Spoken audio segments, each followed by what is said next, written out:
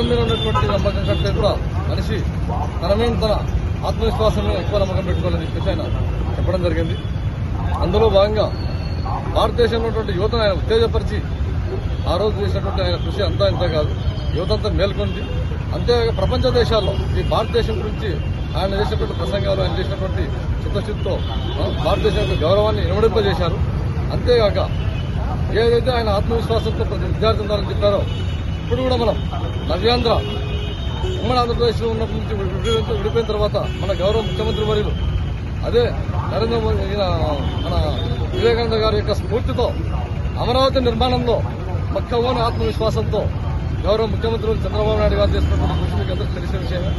కాబట్టి ఆయన యొక్క ఆశయాలు మనం కొనసాగిస్తూ అదే ఆత్మవిశ్వాసంతో మన రాష్ట్రాన్ని పునర్నిర్మాణంలో ప్రతి ఒక్కరు భాగస్వాములు కావాలని కోరుకుంటూ సెలవు.